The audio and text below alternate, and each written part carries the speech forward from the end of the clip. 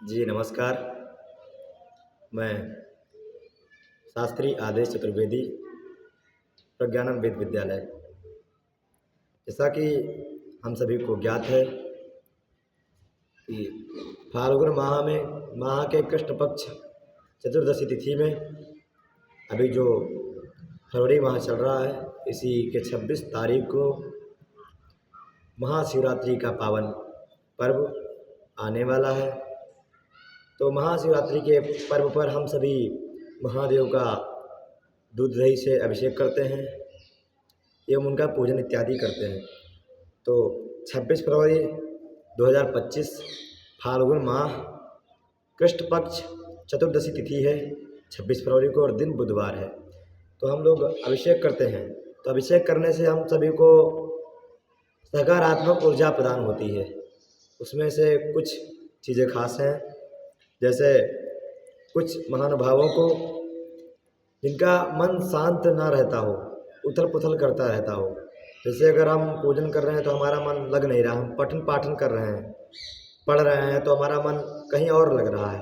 तो मन को शांत करने का, एकाग्रचित्त करने का बहुत ही सरल उपाय कि महाशिवरात्रि पर किसी आचार्य ब्राह्मण को बुलाकर घर अपने या किसी देवालय महादेव के मंदिर पर जा कर के हमें महादेव का अभिषेक करना चाहिए। और इस अभिषेक को करने से हमें आत्मशक्ति और ज्ञान शक्ति जो हमारी है वो बढ़ती है।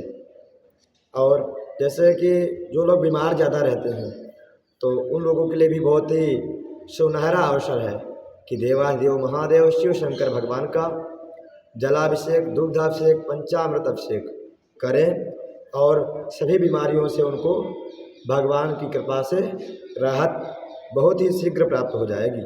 और अभिषेक करने से किसी भी पूजन इत्यादि अगर हम कोई करते हैं तो उससे हमें शरीर में एक नया संचार होता है, एक नई ऊर्जा हमें प्राप्त होती है।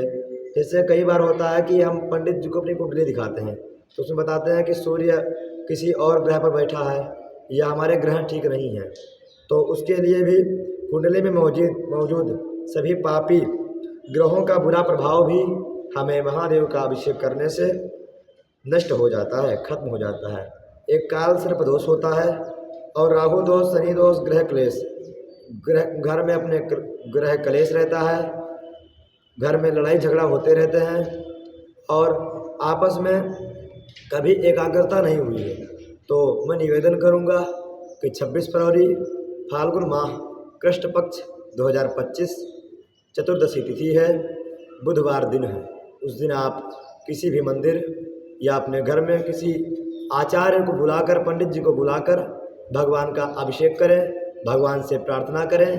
आप सभी की कुंडली में जो ग्रह स्थिर नहीं है वह स्थिर होंगे और आप सभी के घर में जो लड़ाई झगड़ा इत्यादि हो रहे हैं उनसे आपको छुटकारा मिल जाएगा। और जो अस्वस्थ हैं, इनका स्वास्थ्य ठीक नहीं रहता है, उनके लिए समझ लो एक सुनहरा मौका है कि महादेव का पार्थिव लिंग का अभिषेक करें, नहीं तो स्फटिक, अगर वो ना हो सके तो मंदिर में जाकर के पूजन इत्यादि हमें करना चाहिए। अगर हम अभिषेक कराने के सामर्थ्य नहीं है तो हम 10 बिल्वपत्र, 11 बिल्वपत्र ले लें, दुर्वा, शमी पत्र, भांग, पुष्प, अक्षत, एक लोटे में दूध ले करके पंचामृत बना करके भगवान का पंचोपचार पूजन अभिषेक कर लें, तो उससे भी उनके ग्रह में, उनके घर में उनको बहुत ही राहत मिलेगी, सभी बीमारियों से छुटकारा मिल जाएगा। हरिओम महादेव। जय जय श्री राधेश्याम।